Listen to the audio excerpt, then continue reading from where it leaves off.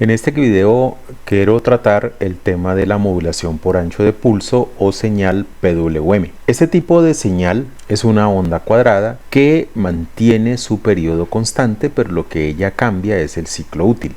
Observemos en este gráfico, tenemos tres formas de onda, las tres tienen la misma frecuencia porque si nos damos cuenta el momento en el que tenemos el flanco ascendente ocurre en el mismo tiempo en las tres. La diferencia entre las tres radica en el tamaño del estado lógico alto dentro de un periodo de la señal, a lo cual vamos a llamar ciclo útil. Entonces la primera tiene un ciclo útil que es del 50% del periodo, la segunda tiene un ciclo útil mucho más allá del 50, digamos que un 80, y la tercera tiene un 20% del tiempo del periodo destinado al ancho del pulso. Al final, este tipo de señales, cuando se inyectan en sistemas electrónicos que tienen un ancho de banda menor que la frecuencia de la señal, en otras palabras, es que quiere decir que esos sistemas electrónicos no tienen la capacidad de percibir la frecuencia de la señal, sino que perciben es su voltaje promedio. Entonces, si nos damos cuenta, la señal con un ciclo útil del 50%, pues tiene un voltaje promedio igual a la mitad del máximo voltaje de la señal. Si el ciclo útil es mucho más grande, ese voltaje promedio aumenta, y si el ciclo útil es más pequeño, el voltaje promedio se hace más bajo. La ecuación para voltaje promedio va a ser igual al tiempo que tarda el ciclo útil por el voltaje máximo de la señal dividido entre el tiempo que tarda el periodo. Eso nos daría el voltaje promedio. Entonces miren que si el ciclo útil es del 50%, y supongamos que el periodo de esta señal es de 1 milisegundo, entonces aquí pondríamos 0,5 por voltaje máximo, que fueran 5 voltios, 0,5 por 5 sobre 1. 1 milisegundo con 0,5 milisegundos, lo que son los milisegundos se cancelarían y tendríamos que el voltaje promedio es igual a la mitad del voltaje máximo. ¿Qué uso se le puede dar a las señales de PWM? Las podemos utilizar para controlar la velocidad de un motor DC. Observemos este esquema que tenemos aquí, en el cual de un microcontrolador sale una señal de tipo PWM, la cual inyectamos en la base de un transistor. En este caso el transistor se comporta como un switch que es controlado por la señal de PWM. Cuando la señal de PWM tiene un estado lógico alto, el transistor conduce. Cuando la señal PWM tiene un estado lógico bajo, el transistor no conduce. Entonces al final lo que estamos haciendo aquí es inyectarle la fuente VCC al motor a través del transistor durante una cierta cantidad de tiempo, y esa cierta cantidad de tiempo pues está dada por el ciclo útil de la señal. Si mantenemos la frecuencia de la señal fija y simplemente variamos el ciclo útil, lo que vamos al final a hacer es variar el voltaje promedio que se le está inyectando al motor, y esto produce pues aceleración o desaceleración del motor, incremento de velocidad o decremento de velocidad. Otro uso para el PWM es el control de posición de un servomotor. Aquí pues un servomotor es un motor que gira una cierta cantidad de grados y se queda en una posición determinada, y para lograr ese giro internamente el motor tiene un driver, un sistema electrónico que entiende el ángulo en el que debe ubicar el eje del motor según una señal de PWM que se le inyecte. Entonces normalmente los motores le inyectamos una señal de una frecuencia determinada, pero el ciclo útil lo vamos a variar entre 1 milisegundo y 2 milisegundos. Entonces este rango de 1 a 2 milisegundos permite que el driver pueda hacer girar el motor en un rango de 0 a 180 grados o de 0 a 90, dependiendo del tipo de motor que se tenga. Aquí podemos ver que con 1 milisegundo tendríamos el motor en 0 grados, con 1.5 milisegundos de ancho de pulso tendríamos el motor a 90 grados, y con 2 milisegundos de ancho de pulso tendríamos el motor en 180 grados. Podemos también generar señales de cualquier tipo, sean sinusoidales, diente de sierra, con PWM. Lo que necesitamos acá es tener un PWM de alta frecuencia, y simplemente lo que hacemos es variar en el tiempo el ancho del pulso el voltaje promedio de la señal va a cambiar y pues esa suma de muchos voltajes promedio al final me generan una forma de onda. Yo puedo construir, como les decía, una onda seno, una onda coseno, una onda triangular, una onda diente de sierra utilizando señal de PWM. Obviamente esta señal sinusoidal o las otras que he mencionado las detectan como sinusoides o triangulares o diente de sierra, sistemas digitales o sistemas electrónicos cuyo ancho de banda está muy por debajo de la frecuencia de PWM que estamos utilizando. Si nosotros llegamos a utilizar una frecuencia de PWM que se encuentre muy baja dentro del rango de lo que nuestro sistema a controlar puede ver, pues al final es lo que ya no va a haber los promedios, sino que va a haber impulsos. Entonces, si es el caso de un motor que lo estamos haciendo girar, vamos a ver que el motor realiza como saltos en su giro, precisamente porque está detectando los pulsos y no el voltaje promedio. En el caso del microcontrolador ESP32 existe una API llamada LED-C que me va a permitir hacer el control de PWM. Esta API se llama LED-C por sus siglas en inglés, que son Low Energy Direct Current, y pues es una interfaz de programación para controlar pines de PWM dedicados a baja energía, principalmente manejo de LED, sea brillantez o sea cambio de color, pero se puede utilizar también para controlar velocidad de motores. Esta API LED-C tiene varias funciones.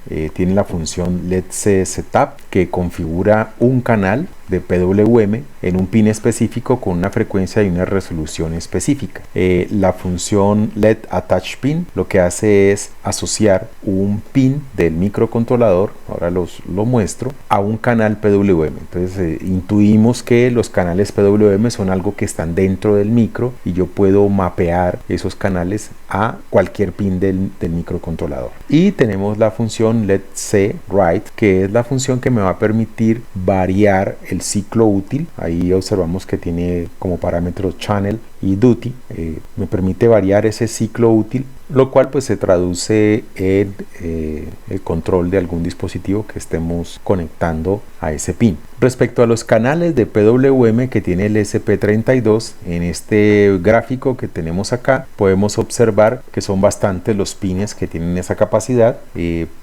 Por este lado casi que todos, a excepción de tierra y 3.3 voltios, y por el lado de acá solamente no están activos como PWM los pines 35, 34 o cualquier pin que sea una entrada, que no funcione como salida. En el caso del ESP32, para el DevKit versión 1, que es el que hemos utilizado en el curso, nosotros tenemos 16 canales de PWM. Es decir, que internamente el microcontrolador puede sacar 16 señales de PWM diferentes.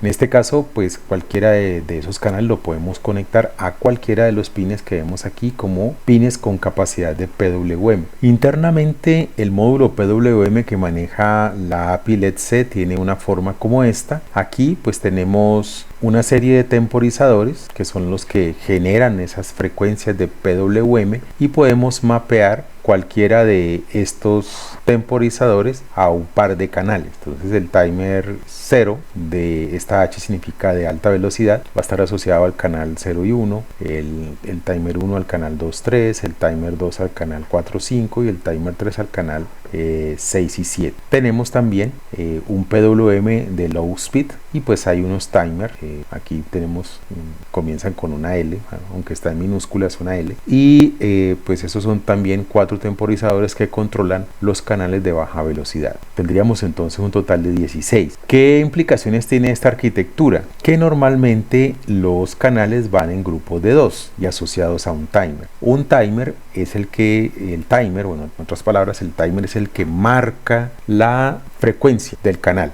Entonces, si yo tengo dos canales contiguos que están siendo controlados por un timer, yo no puedo tener en esos dos canales frecuencias diferentes. Tienen que ser las mismas frecuencias. Lo que sí pueden cambiar en ambos es el ciclo útil, más no la frecuencia. La frecuencia es la misma porque la dicta el temporizador. ¿Qué significa esto? Pues que tenemos de los 16 canales que tenemos, estaríamos en capacidad solamente de sacar 8 frecuencias diferentes. La frecuencia y la resolución es una pregunta que nos tenemos que hacer. ¿Qué frecuencia cuando yo voy a configurar el PWM le puedo poner? y qué resolución le puedo poner. Entonces acá tengo unas ecuaciones que me sirven para calcular la frecuencia del PWM que voy a sacar por un pin y la resolución. Entonces esa frecuencia de PWM que nosotros sacamos al final por uno de los pines va a ser igual a la frecuencia que esté manejando el timer, en este caso FLET-C, la frecuencia del temporizador con el que estoy manejando el canal, dividido por un preescalador que tiene ese temporizador. Es un número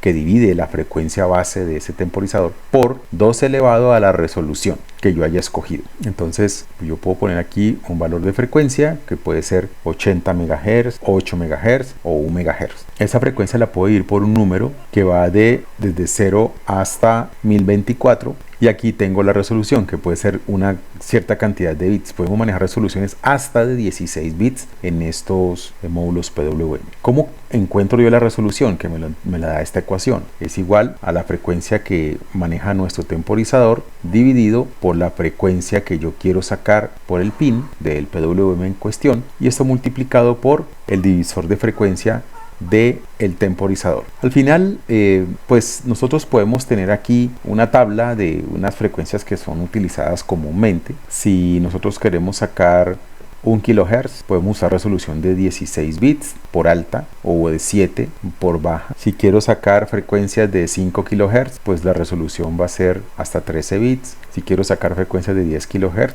resolución hasta 12 bits. Al final utilizaremos esta ecuación para darnos una idea aproximada de la resolución que podemos obtener. Si nos damos cuenta, aquí en esta tabla hay dos columnas. Una dice alta resolución, baja resolución, y en este lado decimos que la resolución más alta se calcula cuando el divisor de frecuencia es 1 y que la resolución más baja se calcula cuando el divisor de frecuencia es 1023 más 255 dividido entre 256, que esto es prácticamente 1024. Utilicemos la calculadora para comprobar estos valores que tenemos acá. Digamos 10 kHz, la frecuencia del reloj es de 80, dividido entre los 10 kHz que queremos a la salida de PWM, eso nos da 8000. Vamos a imaginar que queremos ver la resolución más alta. Entonces, cuando la resolución es la más alta, este elemento que tenemos aquí vale 1, porque ya dividimos la frecuencia del timer entre la frecuencia que yo quiero sacar.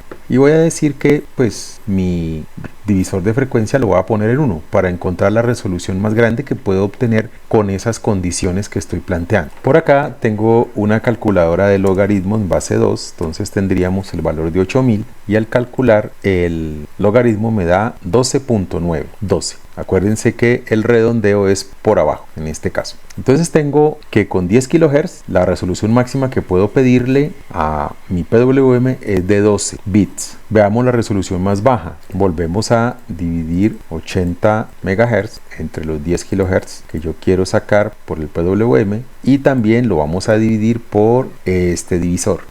Este divisor está dado por 1023 más 255 sobre 256, que prácticamente es 1024. Entonces dividamos entre 1024. Me da este número, 7.81. Si le saco el logaritmo en base 2 a 7.81, esto me da 2.9, que debemos redondearlo hacia arriba, o sea 3. ¿Qué quiere decir eso? Que para una frecuencia de 10 kHz es posible que yo le pida a la función LED-C que me maneje una resolución entre 12 y 3, la que yo quiera. Yo le puedo pedir 10 bits de resolución, le puedo pedir 8 bits de resolución, pero no puedo pedirle menos de 3 y no puedo pedirle más de 12. Eso se configura acá al comienzo. Digo, quiero un canal, quiero una frecuencia, quiero una resolución. No puedo colocar valores de frecuencia y resolución que no cumplan con esta ecuación. Veamos los que están por aquí. Este caso de 1 kHz, que tiene los mismos valores desde acá arriba. Supongamos que lo queremos hacer con 80 MHz, 80, y yo quiero una frecuencia de salida de 1 kHz. Voy a sacarle el logaritmo a este valor. Logaritmo en base 2 de 80.000 me da 16.2. Se redondea hacia abajo, que es este caso, como ven acá. Pero si la API, porque nosotros no podemos controlar con la API cuál de estas frecuencias es la que le ponemos. Pero si la API yo le digo que quiero 12 bits de resolución, pues ella podría decantarse a utilizar esta frecuencia. Si yo le pidiera 14 bits de resolución, pues tendría que utilizar esta frecuencia. Pensemos que queremos, no sé, una frecuencia bien baja como las que tienen los Arduinos Uno, por decir algo, frecuencia de 400 Hz. Si tuviéramos una frecuencia de 400 Hz con 80 MHz de la frecuencia base del reloj, 400 Hz, ¿cuál sería la resolución máxima para 400 Hz? Sería el logaritmo en base 2 de 200.000. Eso me da 17. Este número no es posible lograrlo. ¿Por qué? Porque nuestra resolución va hasta 16. No podemos tener resolución más grande de 16. Entonces, ¿qué haría la API? Automáticamente no usa 80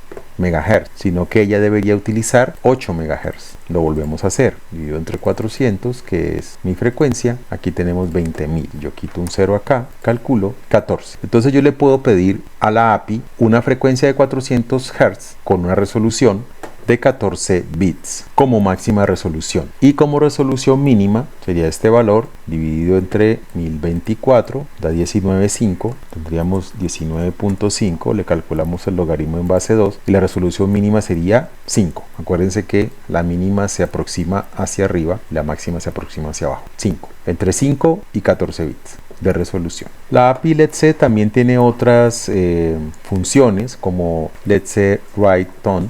Yo le paso el canal y la frecuencia, y lo que hace es establecer una frecuencia PWM en un canal específico. La Touch Pin Tone asocia un pin GPIO específico con un canal LETC y establece su frecuencia de trabajo, como para decir, bueno, quiero que este pin tenga este canal asociado, y pues siempre lo va a tener. Y LETC de Touch Pin, pues lo que hace es lo opuesto a Touch, desasocia un pin GPIO de un canal. Vamos a mostrar mediante un ejemplo el funcionamiento de PWM hecho en código.